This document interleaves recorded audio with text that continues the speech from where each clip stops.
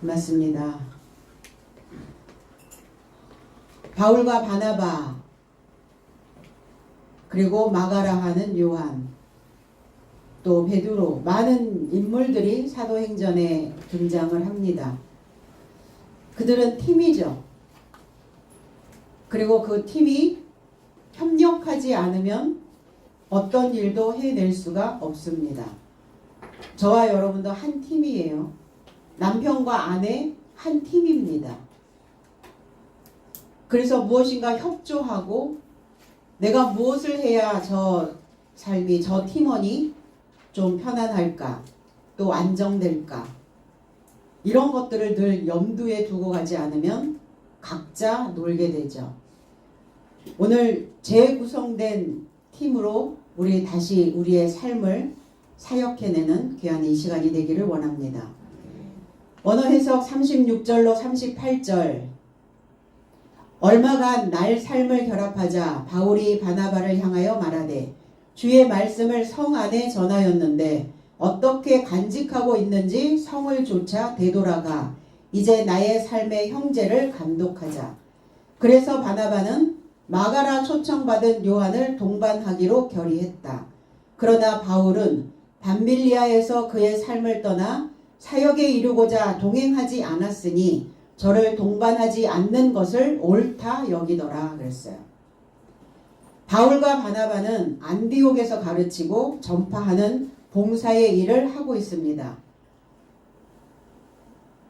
예수 그리스도의 말씀을 전파하는 그 봉사직은 그리스도의 몸을 세우고 있는 것과 같다.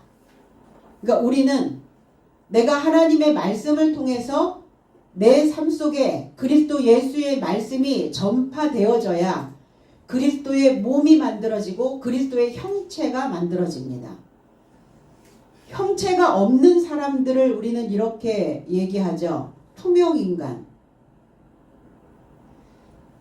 사람은 있는데 형체가 없어.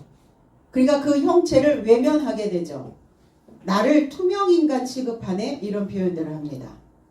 그럼 우리가 하나님께로부터 투명인간 취급을 받지 않으려면 어떻게 해야 될까? 형체 만드셔야 됩니다.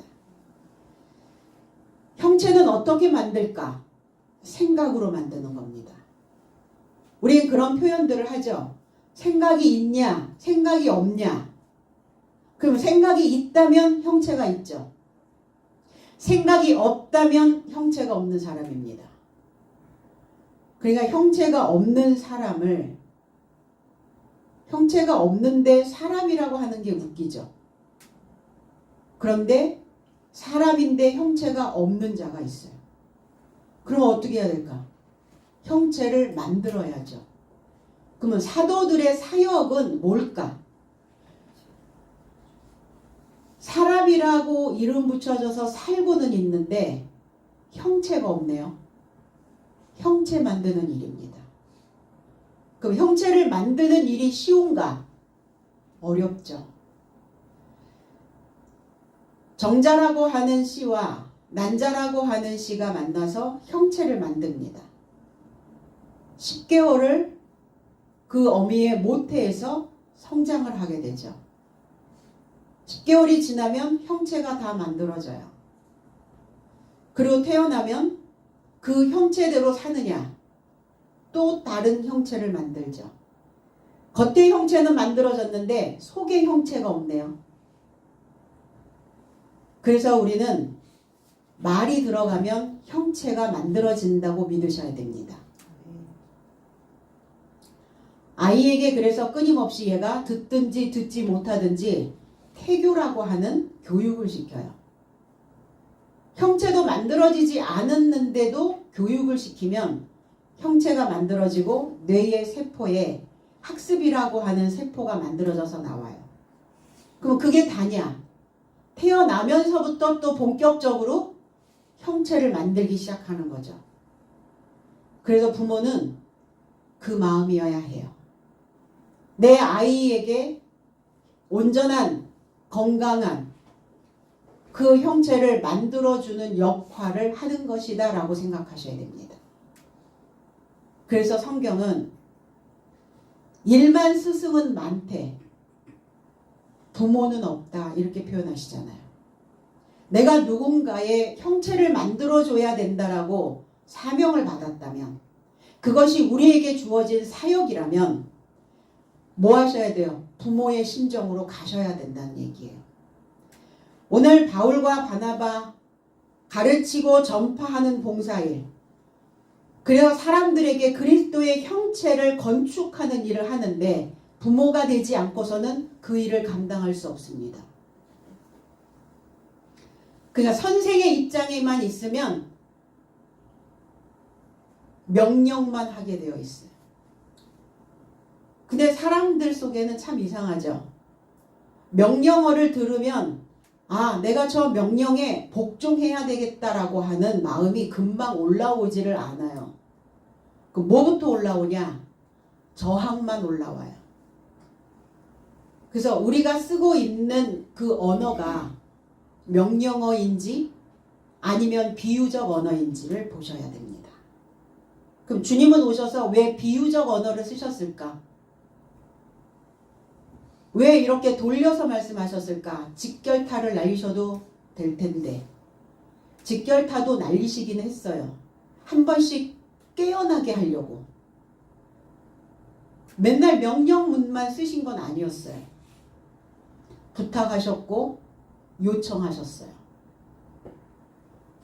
그럼 우리의 언어도 그렇게 순환되어져야 그가 형체가 없었던 사람이 저항 없이 자기의 형체를 만드는 일에 주력할 수 있다는 겁니다. 근데 주력을 하기 이전에 꺾어버리면 안 되죠. 그 마음을 저항감만 생기게, 반항감만 생기게 그런 명령어만 쓰면 안 된다는 겁니다. 그 가르침이 들어갈 것 같은데 그 가르침은 안 들어간다는 얘기예요. 전파가 되라고 더 센 언어로 쓰는데 전파가 되지 않는다는 게 문제예요. 사도들의 언어를 보셔야 돼요. 사도들은 어떤 언어를 비유적으로 은유적으로 쓰면서 그들의 삶 속에서 그리스도의 형체를 만들어가고 있는가 보셔야 된다는 얘기입니다. 그들이 수일 동안 이랬어요. 얼마간이란 단어죠. 얼마간, 수일을 어느 동안이라는 의미도 있지만 이 일이라고 하는 단어에 낮이라는 뜻이죠. 그들이 낮이 될 수 있도록, 그들의 날이 될 수 있도록. 날이 된다는 것은 그리스도의 형체가 만들어진 자들에게만 주어지는 거예요. 형체가 없는 사람들에게는 날이 없어요. 그래서 우리 그렇게 얘기하죠. 그날이 그날이야. 그건 형체가 없는 사람들의 언어입니다. 맨날 그날이 그날이지 뭐. 그날이 그날이면 안 되죠. 달라져야죠. 나의 날이 어제의 날과 오늘의 날이 달라져야 돼요. 이 계절의 변화처럼, 날짜의 흐름처럼, 시간의 변화처럼. 로마서 14장 5절로 6절에는 어떤 이는 실로 날 곁에서 나를 판결하고 또 어떤 이는 모든 날을 판결한다. 각자 자기 지능 안에서 충전받아라. 그날을 생각하는 자는 주님과 생각하고 그날을 생각하지 않는 자는 주님과 생각하지 않는다. 먹는 자는 주님과 먹으며 하나님께 감사하기 때문이요. 먹지 않는 자도 주님과 먹지 않으며 하나님께 감사합니다. 이게 도대체 무슨 말이냐? 날 곁에서 나를 판결한다. 그럼 그리스도 예수는 날입니다. 저와 여러분들은 다 날이에요. 그날이 그날이라는 말이 무슨 얘기예요? 내 인생이 그렇고 그렇다 이런 얘기예요. 나라는 이야기예요. 내가 그 날이 된다는 얘기예요. 그러면 그리스도의 날 곁에서 나의 날을 판결받으셔야 돼요. 그리스도는 6째 날 오셨고 7째 날 사도들의 삶을 만들어내셨어요. 그리고 하나님도 7째 날에 안식하셨더라. 그리스도 예수의 그 날에서 나의 날은 지금 도대체 어떤 날로 이어져 가고 있는지를 판단하시라는 거예요. 분별하셔야 됩니다. 또 어떤 이는 모든 날을 판결한다. 어떤 이가 누굽니까? 그리스도 예수가 그 날에 오셔서 그 날을 판결하신다는 거예요. 그럼 판결을 한다는 건 무슨 의미죠? 재판받는다는 거예요. 재판. 재판장이로 오신 그리스도 예수. 우리는 사람을 판결할 수 있는 권한이 없습니다. 왜? 똑같은 죄인인데 누가 누구를, 어떤 죄인이 어떤 죄인을 판결할 수 있단 말입니까? 그리스도 예수만이, 하나님만이, 법을 가지고 있는 자만이 판결을 할 수가 있어요.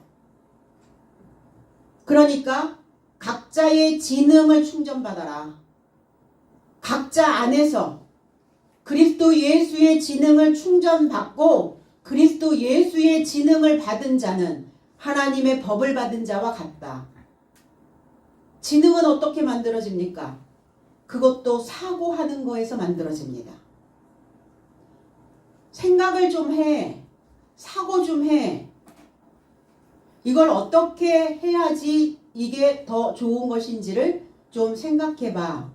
그러면 생각을 한 번씩 할 때마다 지능이 높아져요. 그래서 그날을 생각하는 자는 주님과 생각하고, 그날이 어떤 날이죠? 그리스도 예수가 십자가에 못 박히는 그날. 그럼 십자가에 못 박히는 그날은 나도 같이 십자가에 못 박히는 그 날을 생각하는 거예요. 십자가에 못 박힌다는 건 고난입니다. 십자가에 뭘 못 박아야 되느냐? 정과 욕심이죠. 나의 감정과 나의 욕심, 나의 욕구, 나의 욕망. 내가 어떤 욕구를, 어떤 욕망을 가지고 있죠? 선생님들의 욕구는, 선생님들의 욕망은 뭘까요? 하나를 주면 열을 알기를 원하는 욕망을 가지고 있어요. 부모의 욕망은 뭘까요? 한 숟갈을 먹이면 10숟갈 먹은 자처럼 크기를 원하는 욕망을 가지고 있어요. 근데 인간은 그렇게 될 수 없다는 이야기예요. 그러니까 욕망 때문에 불행한 거예요.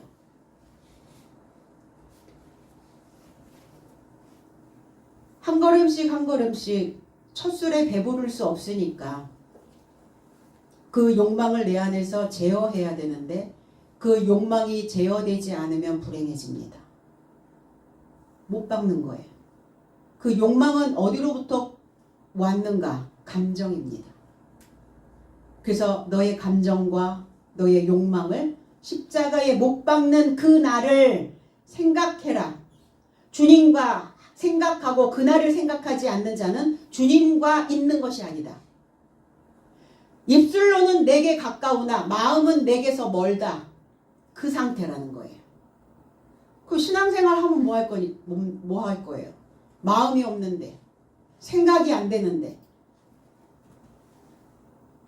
주님과 먹는 자는 주님과 먹으며 하나님께 감사한다.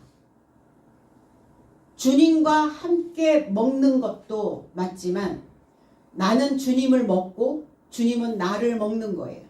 나 자신을. 우리는 주님의 날을 먹어야 되고 그래야 내가 주님의 날이 될 수 있고 주님이 나의 날을 먹어줘야 그래야 나는 그 날에 머무르지 않게 된다는 겁니다. 무지하게 어려운 논리이기도 하죠. 먹지 않는 자도 주님과 먹지 않으며 하나님께 감사한다. 그리스도 예수가 오셨을 때 바리새인 서기관들, 변하지 않는 자들, 형체가 그리스도 예수의 형체가 만들어지지 않았던 그들도 하나님의 이름을 불렀어요. 하나님께 감사한다고 했어요. 하나님을 경배한다고 했습니다. 그런데 그리스도 예수는 인정하지 않았어요. 우리가 지금 어떤 날이 진행되고 있는지를 보셔야 됩니다. 모세의 율법을 받은 날, 모세의 날을 지나가고 있는 자들에게는 법을 주게 되죠. 그래서 이스라엘 백성들은 모세를 이렇게 얘기했어요. 누가 너를 우리의 재판장이로 세웠냐? 이렇게 얘기했단 말이에요. 그리스도 예수가 오셔야 그 율법의 완성을 하실 수가 있게 되는 거죠. 율법의 완성은 뭐라고요? 사랑입니다. 그 가르치는 일에 사랑이 들어가지 않으면 형체가 없는 무형으로 살고 있는 그 사람은 형체를 만들려고 노력하지 않아요.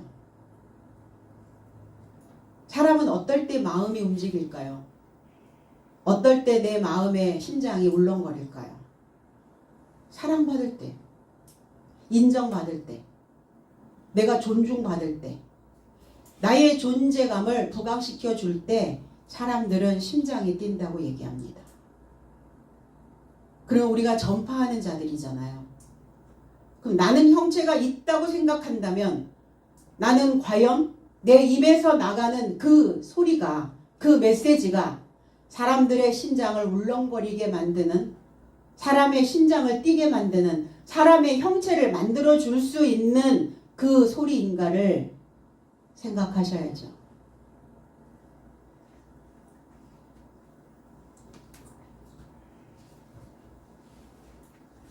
그리스도의 사역을 못마땅하게 생각했던 자들이 많이 있어요. 하나님의 이름을 부르면서도, 교회는 다니면서도 그리스도를 인정하지 않았던 자들. 그들의 날은 어떤 날이었을까? 그 날은 덮여 있었던 날이었어요. 그래서 이 날이라고 하는 이 단어에 히브리어로 가면 이 요미라고 하는 단어가 덮다 이런 뜻이에요. 그럼 구약의 날은 어떤 날이냐? 덮여 있는 날이에요. 그러니까 주님은 오셔서 덮여 있는 날을 벗기시는 거예요. 사람이 지식에 들어가기 시작하면 덮여 있었던 것들이 하나씩 하나씩 이렇게 벗겨져요. 그럼 가르치는 자만 해도 되냐? 아니죠. 배우는 자와 팀이 맞아야 돼요. 팀이 돼야, 한 팀이 되셔야 돼요. 선생님이 얘기하는 저 소리를 내가 어떻게 지금 먹어야 될 것인가 도와야 돼요. 가르치는 자를 배우는 자도 도와주셔야 됩니다. 이사야 29장 18절로 19절에 그날에 귀머거리가 책에 말을 들을 것이며 어둡고 캄캄한 데서 소경의 눈이 보일 것이며 겸손한 자가 여호와를 인하여 기쁨이 더하겠고 사람 중 빈핍한 자가 이스라엘의 거룩하신 이로 말미암아 즐거워하리니 그랬어요. 영적인 귀머거리예요. 귀머거리니까 어때요? 벙어리도 되죠. 안 들리는 거예요. 뭘 얘기하는 것인지, 어떤 의도로 얘기하는 것인지. 타인의 소리도 들어야 되지만 내 내면의 소리도 들으셔야 되거든요. 내면의 소리가 들리지 않으니까 바깥에 있는 사람들의 소리도 못 듣는 거예요. 못 들으니까 한마디 말도 못 하는 거예요.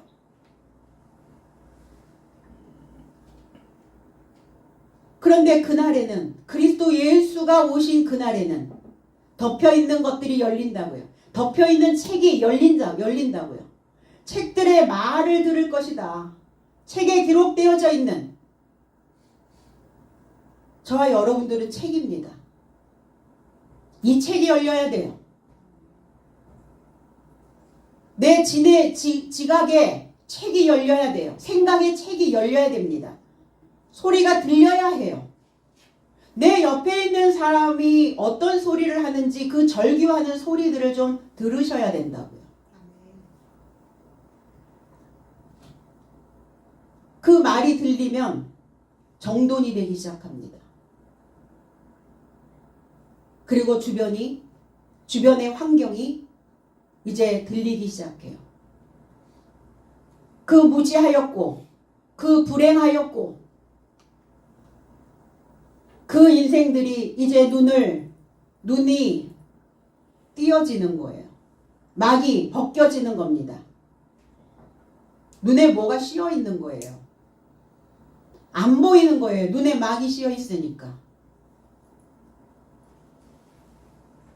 그런데 말이 들리면, 말을 들으면, 말을 먹으면 눈에 불이 켜져요.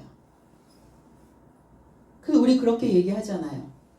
눈에 쌍심지를 켜고 이러잖아요. 눈에 불을 켜고 찾는다. 그리고 귀에도 불을 켜셔야 덮여 있었던 것들이 좀 벗겨지면서 들리거든요. 그리고 그들의 눈이 뜨이는 게 아니라 내 속에 있는 셈이, 내 속에 있는 사상이, 내 속에 있는 그 말의 셈들이 이제 터져 나오는 거예요. 그래서 아이들이 말을 못하고 있다가 어느 날 언어가 폭발적으로 늘어날 때가 있어요. 근데 그동안 들어왔던 것들이거든요. 그래서 교육을 하는 사람들은 어떻죠? 얘야 아무리 가르쳐도 얘 못 알아들어. 그럼 포기시키나요? 어떤 의사가, 외과 의사가, 수술을 담당하는 외과 의사가 이렇게 얘기하더라고요. 의사가 그 환자를 포기하지 않는 한은 그들의 생명을 살릴 수가 있다. 그럼 가르치는 자는 포기라는 단어는 쓰면 안 돼요. 주고 또 주고 또 퍼부어서 줘도 이 사람을 포기하지 않으면, 이 인생을 포기하지만 않으면 살아날 것이다 라는 소망을 붙잡으셔야 합니다. 주님도 그리하셨고 누구에게? 저와 여러분들에게요. 주님이 나를 포기하셨다면 우리는 그 무지한 불행한 삶에서 못 벗어났을 거예요. 여전히 귀가 가려져서 내가 듣고 싶은 것만 듣고, 눈이 가려져서 덮여 있어서 내가 볼 수 있는 수준으로만 보고 살았었을 거예요. 그런데 상대가 보인다는 것은 내 눈이 덮인 것이 벗겨졌다는 얘기거든요. 그러니까 내가 벗겨졌으니까 이제 나는 원래부터 벗겨져 있었던 사람이라고 생각하는 거죠. 덮여 있는 거예요. 그래서 겸손하셔야 된다고요. 그 겸손함은 가난함이에요. 내 안에서 너무 물의 넘침이, 내 사상에, 내 감정의 넘침이 너무 많으면 난 부유한 자가 되거든요. 그 감정의 부유함으로 많은 사람들을 부유케 하는 데 쓰면 괜찮은데, 내가 생각이 너무 많아. 그럼 너무나 많은 것들이 내 안에서 넘칠 때 나는 무엇과 어떤 생각과 팀을 이루고 있는지 그 팀을 보셔야 돼요. 내 안에서 넘치고 있는 그 많은 생각들이 팀을 이루고 있거든요. 하나만 있으면 감당하기가 좋은데 이 팀으로 몰려다니니까. 그래서 이 팀을 오늘 재구성하시기 바랍니다. 그 빈핍한 자가 흥겨워한다, 즐거워한다. 메시아의 출현입니다. 기름 부음입니다. 기름진 지혜가 채워지는 날이에요. 책의 말, 사도들의 가르침으로 정돈되는 겁니다. 하나님을 알지 못했던 불행한, 무지한 그 막이 벗겨지고 이제 귀에 불이 켜지고 눈에 불이 켜지고 입에 불이 켜져서 듣고 보고 말하게 되는, 그것을 습득하는 겁니다. 나의 셈이 맑아져서 내 속이 관찰이 되어지고 그 겸손한 자에게, 겸손한 자를 하나님 원하시죠. 그 낮아진 삶을, 가난한 삶을 원하신다는 얘기예요. 영으로 가난한 자는 행복하다 이러셨거든요. 그래서 하나님의 영으로 원기를 회복시키시고 결핍되어 부족했던 깨닫지 못하고 살았던, 들리지 않았던 내 속에 있는 책이 열려지게 되는 거예요. 그러니까 흥겹죠. 그러니까 부모된 사람들은 내 자녀를 어떻게 해서든지 학습을 하고 있는 그 현장에, 그 자리에 놓아두는 거예요.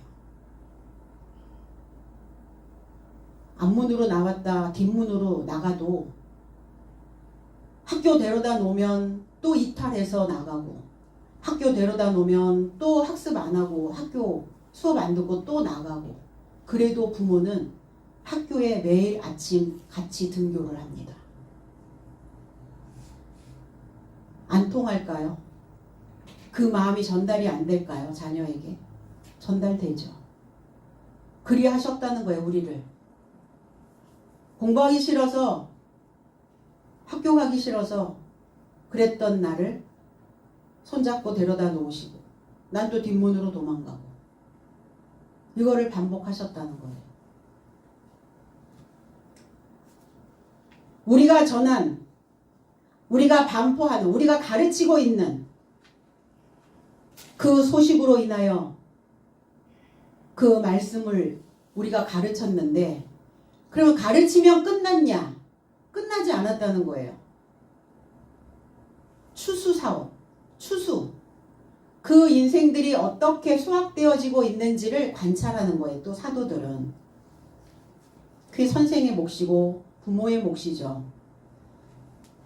골로새서 1장 28절로 29절에 그리스도 예수 안에서 모든 사람을 완전한 자로 곁에 세우려고 나의 삶이 모든 사람을 경고하고 모든 지혜 안에서 모든 사람을 가르쳐서 반포한다.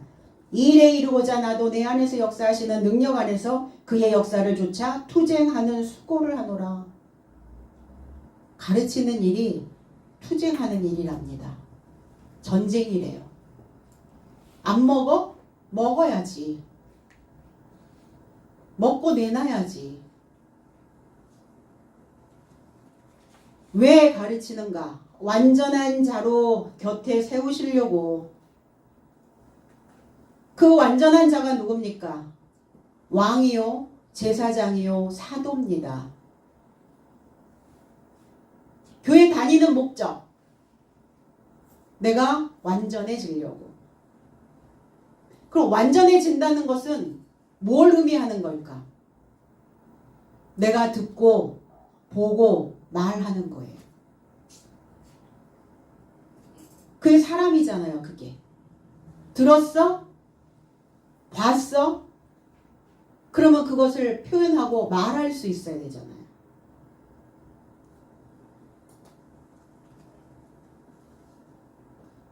그럼 그 완전한 자가 되어지려면 나의 생각을 훈련하셔야 돼요. 되는 대로 사는 게 아니잖아요. 되는 대로 사는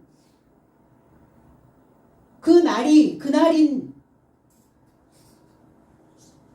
그런 자들이 있죠. 인지하지 못하는, 인식이 안 되는 짐승 같은 수준에 머물러 있는 사람들이 있습니다. 그래서 그들을 사랑하는 자식같이 경고하셔야 돼요. 그들에게 어떤 메시지를 주기는 주되 사랑하는 자식에게 주듯이 메시지를 주라는 겁니다. 그래서 그 완전한 지혜를 들으려고 저 끝에 있는 솔로몬의 지혜를 듣고자 남방 여왕은 솔로몬을 향하여 왔었던 것을 우리는 기억합니다.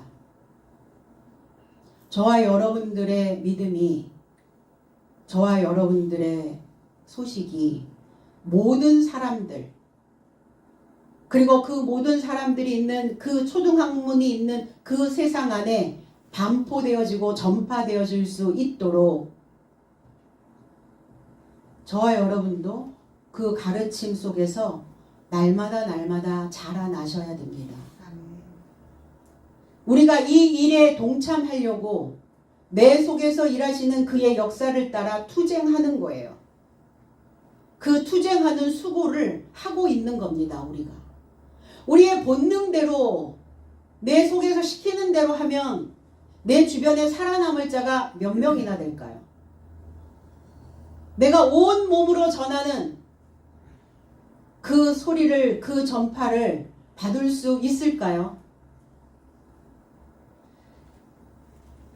내 속에서 일하시는 하나님의 역사를 따라서 투쟁하는 이것이 나의 믿음을 지켜내는 겁니다. 말씀을 전하고 오늘 바울에게 바나바는 모든 교전이 있었던 곳, 내가 말씀을 가르치기 위하여, 말씀을 선포하기 위하여 소식을 전하며 가르쳤던 그 성에 있었던 사람들, 교전이 있었던 곳, 영적인 전쟁터, 거기에 우리 다시 가서 이렇게 얘기합니다. 확인해보자. 우리 다시 그쪽으로 복귀해보자. 잘하고 있는가? 잘 먹고 있는가? 잘 마시고 있는가? 잘 간직하고 있는가? 그 가르치는 자는 책임이죠. 한번 가르치면 끝이 아니라 끝까지 끊임없이 그들이 추수되어질 수 있도록 그 작업을 하는 겁니다. 사도행전 3장 19절에 그런즉 회개하라. 그리고 너의 삶의 죄를 닦아내며 이루고자 돌이켜 접촉하라. 돌아가보자. 돌이켜보자. 우리가 그들에게 무엇을 가르쳤는지 다시 가보자. 내가 나의 삶에 다시 돌아가 보자. 나는 과연 어떤 삶의 형태로 지금 진행되어지고 있는지 좀 복귀해봐라. 되돌아가봐라. 그리고 회개하라. 메타 노이에오라는 단어죠. 마음에 두다, 인지하다, 이해하다, 심사숙고하다라는 단어예요. 이 노이에오라고 하는 단어가. 마음에 두고 심사숙고하였던 것과 연합해라. 그래서 회개는 예수 그리스도의 지식과 연합되는 겁니다. 그래야 죄의 삶이 바꿔질 수 있어요. 이걸 회개라고 얘기합니다. 찌든 때, 묵은 때 기름으로 닦으셔야 되잖아요. 그리스도의 그 지성과 연합되어지는 자만이 회개에 이르는 열매를 거두게 되는 겁니다. 그들을 방문하자. 단순히 그냥 가보는 게 아니에요. 조사하러 가는 거예요. 주시하러 가는 겁니다. 돌아보러 가는 겁니다. 권고하는 겁니다. 감독자로서 가는 거예요. 베드로전서 5장 2절에 너의 삶 안에 있는 하나님의 양 무리를 목양하되 부득이하지 않고 오히려 자발적 탐욕스럽지 않고 오히려 열정적으로 감독하라. 이게 어렵죠. 열정. 그 열정 안에는 에너지가 있어요. 에너지예요. 그 에너지 안에는 반드시 존중감이 들어가 있어야 됩니다. 이게 감독자들이 갖추어야 될 자격 조건들이에요. 무조건 질타하는 게 아니에요. 무조건 잘못했다고 혼내는 게 아닙니다. 그들을 주시해 보는 거예요. 무엇이 부족했나? 무엇을 좀 더 보충해 줘야 될까? 베드로전서 5장 2절에는 너의 삶 안에 있는 하나님의 양무리를 목양하라고 했어요. 그럼 저와 여러분들의 삶 안에 있는 양이 누굽니까? 저와 여러분, 나 자신일 수도 있고 나와 연결되어져 있는 사람일 수도 있어요. 그들이 다 양이에요. 그들이 다 양물입니다.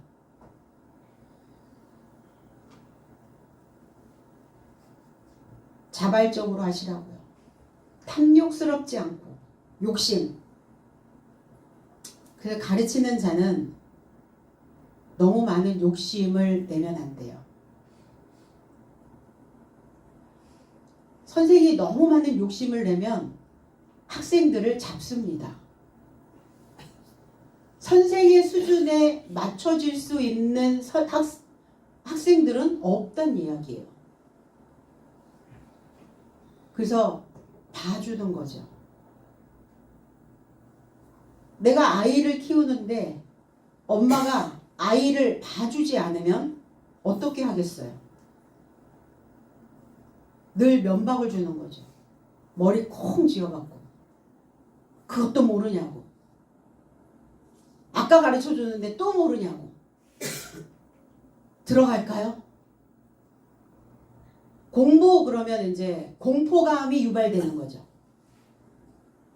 열정이 많은 건 좋은데 사랑 없는 열정은 사람을 망가뜨려요. 오히려 더 축소시키고 자신감을 잃어버리게 만들고.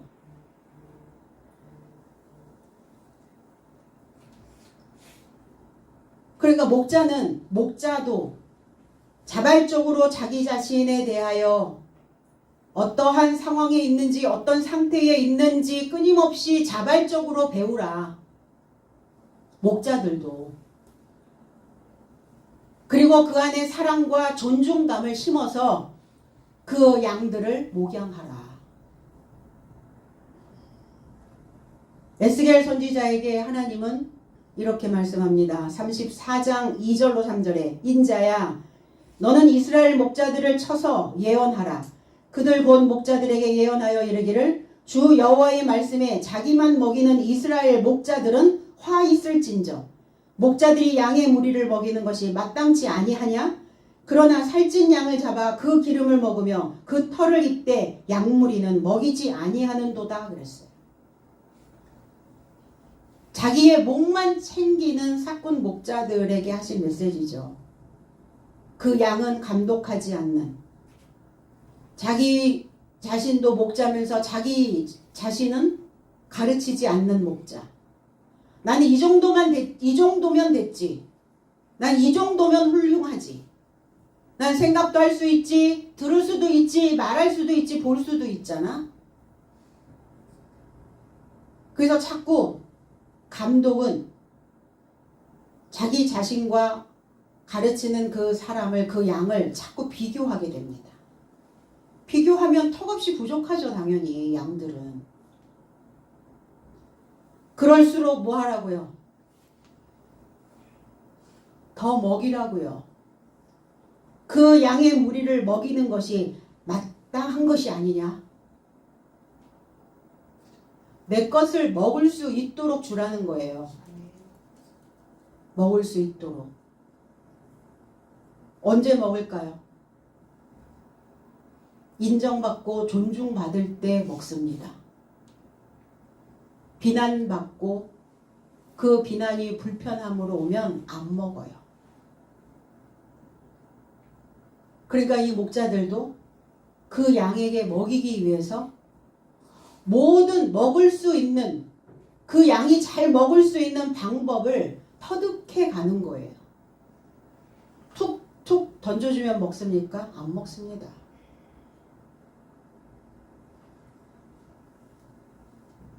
바나바는 마가라 하는 요한을 초청하기를 원했어요. 마가도 초청하자. 동반해서 가자. 여러분, 이 한 세월 지금 누구와 동반하고 계신가요? 여러분들의 마음 안에서 무엇과 지금 동반하고 계시나요? 우리는 뭐와 동반을 하거든요.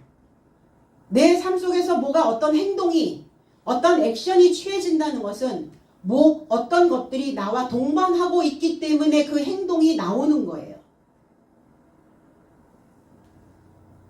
여러분들은 누구와 동반하기를 원하십니까? 저는 여러분. 맞습니까? 누가복음 18장 31절에는 이어서 예수께서 12삶을 동반하고 저 삶을 향하여 말씀하신다.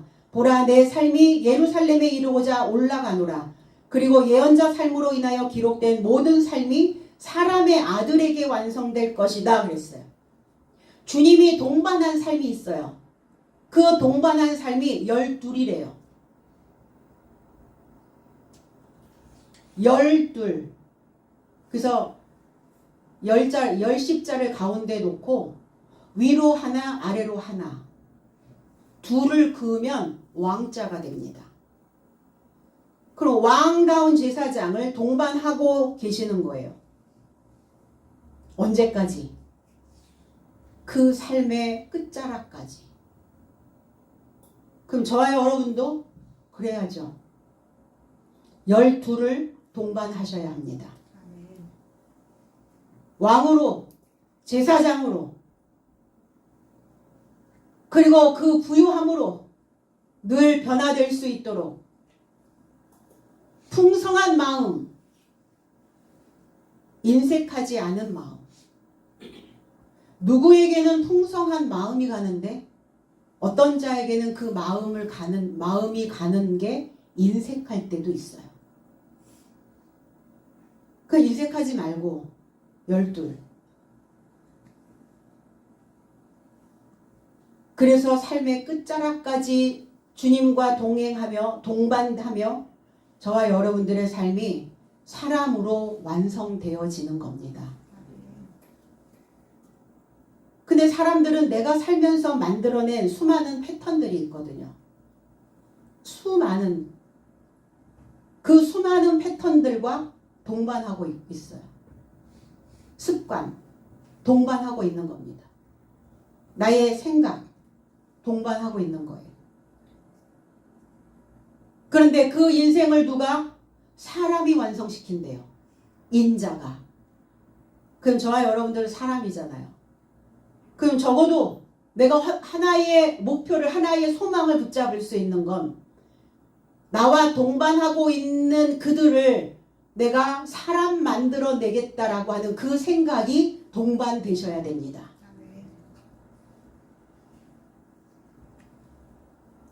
사람의 아들, 인자. 그 자자가 아들 자자이기도 하지만 스승자이기도 합니다. 사람의 스승이 있어야 사람 되어질 수 있어요. 그래서 가르침을 받는 것을 누군가 나에게 주는 메시지를 불편하게 생각하지 마시고 귀담아 들으셔야 됩니다. 내가 사람으로 세워져서 스승이 되는 거예요. 그래서 그 인자와 동반해야 저와 여러분들의 생애 중에 직면하는 그 여러 문제들을 도움을 받을 수가 있어요. 지혜를 얻을 수가 있다는 겁니다. 그와 가고자 하나 결의를 했어요. 결정을 했어요. 그 마가라 하는 요한과 같이 가자. 동반하자. 디모데전서 6장 9절로 10절에 부요하기로 결의하는 삶은 시험과 올가미와 여러 가지 어리석고 해로운 욕망에 이르고자 빠져드나니 어느 것도 인간 삶을 파멸과 멸망에 이르고자 빠뜨린다. 왜냐하면 돈 좋아함이 모든 악한 삶의 뿌리이다. 이것을 얻으려 애쓰는 삶이 믿음으로부터 완전히 미혹받았고 큰 슬픔 삶으로 자신을 꿰찔렀다 그랬어요. 스스로가 나 자신을 찌르는 거예요. 뚫어지도록 찌르는 거예요. 누가 아파요? 내가 아프죠. 왜? 해로운 욕망에 이르고자 부요하기로 결정한 그럼 무엇으로 내가 부유해져야 될 것인가예요. 나의 오래된 습관으로 나의 해로운 욕망으로 부유해질 것이냐 아니면 그리스도 예수가 가지고 계시는 그 신선한 기름 막 짠 기름 볶아 짜지 않은 볶아서 짜면 기름이 많이 나오죠. 근데 주님의 기름은 생기름이에요. 기름이 많이 나오지는 않지만 신선해요. 가라앉은 앙금이 없어요. 우리는 그 기름이어야 된다는 얘기예요. 근데 어때요? 볶아 짠 기름을 먹으면 앙금이 많이 생겨요. 탁해져요. 그것으로 부유해지면 안 된다는 이야기예요. 그것으로 내가 내 속에서 찾고 결의하시면 안 된다고요. 그 생각과 결탁하면 안 된다는 겁니다. 인간을 파괴시키는 것. 돈 좋아함이 모든 악한 삶의 뿌리다. 돈이 어떤 돈이겠어요? 우리가 쓰고 있는 이 물질계에서 쓰고 있는 통용되고 있는 그 지폐겠어요? 그 화폐를 이야기하고 있겠습니까?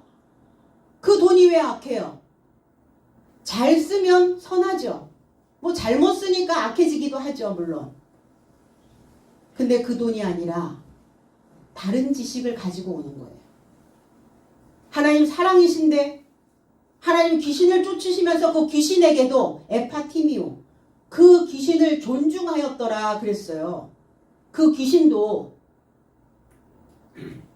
그 돈이어야 되는데 돈은 뭘 얘기한다고요? 그 돈은 쓰임새를 이야기하고 있는 거예요. 내가 가지고 있는 이 돈을 어디에다가 지금 쓰고 있느냐. 저와 여러분들이 돈이잖아요. 그럼 어떤 돈을 좋아해야 되겠어요? 어떤 마음을 써야 되겠어요? 어떤 마음으로 써야 되겠냐고요. 마음 씀씀이에요. 마음의 씀씀이. 그런데 그 마음 씀씀이가 많은 사람들을 파멸과 멸망에 이르고자 한다. 그리고 미혹시킨다. 왜 미혹을 시키는가? 마음 씀씀이가 건전하지 않기 때문이죠. 욕심. 자꾸 욕심이 생기는 거예요. 욕망이 생기는 겁니다. 예수 그리스도의 교훈, 그 교훈의 진흥과 그리스도 예수의 진리에 뭐가 보여지는 물질계에서 끌어오는, 그 교회를 다니면서 사람들은 이렇게 얘기하죠. 신이 나에게 채워줄 것이 있는데 뭘 채워줘야 되냐? 입으로 들어가는 거예요. 우리가 믿는 하나님은 입으로 들어가는 것을 채워주는 분이 아니에요. 귀로 들어가는 그 가치 있는 그 돈을 귀로 채워주시는 분이에요. 근데 이 물질계에다가 하나님을 맞춰놓고 내가 원하는 것들을 주시는 하나님이라고 믿고 있는 거예요. 그래서 맘모나, 돈이라고 하는 이 단어, 맘몬신, 두 주인 섬길 수 없다. 맘모나를 섬기지 마라. 너희의 입으로 들어가는 그 신을 섬기지 마라. 하나님, 나는 입으로 들어가는 것을 부요하게 만들려고 너희들을 만나는 것이 아니다. 귀로 듣고 마음으로 새겨서 이 새겨진 것이 뇌에 쌓일 수 있도록, 내 머리에 저장될 수 있도록 나는 너희들에게 그 가치 있는 그 돈을 주고자 하는 것이다.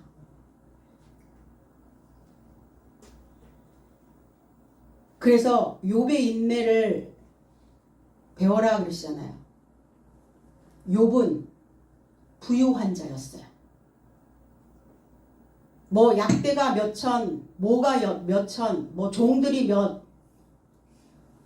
욥은 그 부유하기를 포기한 자입니다.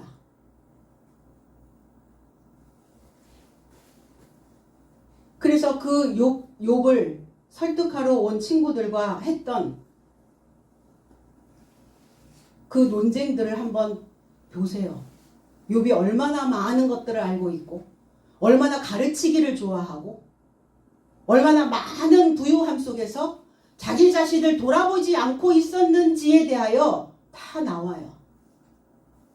이제 욥의 인내는, 욥의 고난은 끝났습니다. 욥의 고난은 이제 끝났어요. 어떻게? 갑절의 은혜를 주셨더라. 그가 변한 거예요. 그가 달라지는 거예요. 그 가르침 속에서 예전과 같지 않은 거예요. 처음 것을 다 버린 겁니다. 처음에 받은 거 다 버렸잖아요. 그 재산, 그 자식 다 바꿔주셨잖아요. 새롭게. 그래서 욥의 결말은 믿음의 균형이었어요. 내가 어디에 지금 치우쳐져 있는지를 보셔야 된다는 이야기예요. 바울은 밤빌리아에 있던 사역을 언급합니다. 밤빌리아라고 하는 단어는 잡종이라는 뜻이에요. 거기 많은 인종들이 섞여 있어요. 그래서 1차 전도 여행 중에 이 지역을 방문해서 이곳의 수도 버가에서 전도를 하게 됩니다. 밤빌리아 주민의 대부분은 후졌어 우리 이렇게 얘기하잖아요. 후진성을 면치 못했고 거기에 문맹인 자들이 굉장히 많았다고 해요. 문맹, 듣지 않는 거예요. 안 들리는 거예요. 소리를 안 듣는 거예요. 형체 없는 사람들이 많았다는 거예요. 그곳에. 그러니까 1차 전도 여행 때 그쪽으로 가신 거죠. 마가라 하는 요한, 마가라고 하는 의미는 큰 망치라는 뜻이에요.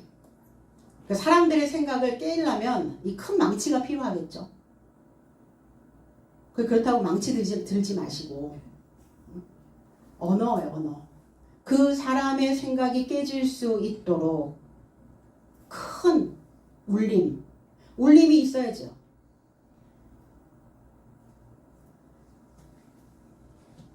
그래서 마가복음의 저자이기도 합니다. 요한이라는 의미는 유대식 이름이고 마가는 로마식 이름이에요.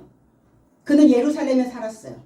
1차 전도 여행에 동행할 수 있는 기회가 주어져서 같이 동행을 하다가 사도행전 13장 13절에 보니까 바울을 위시한 삶이 바보로부터 인도되어 밤빌리아에 속한 버가에 이르고자 왔으나 요한은 그의 삶으로부터 떠나 예루살렘에 이르고자 되돌아갔다 그랬어요. 여기에서 이제 분리가 됐어요. 마가라 하는 요한이 바울의 삶과 분리되어 되돌아갔다.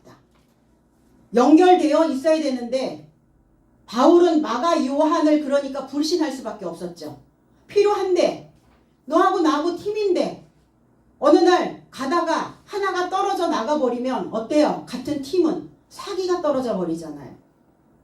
그러니까 바울은 그때 섭섭했었을 것 같아요. 마가라 하는 요한에게.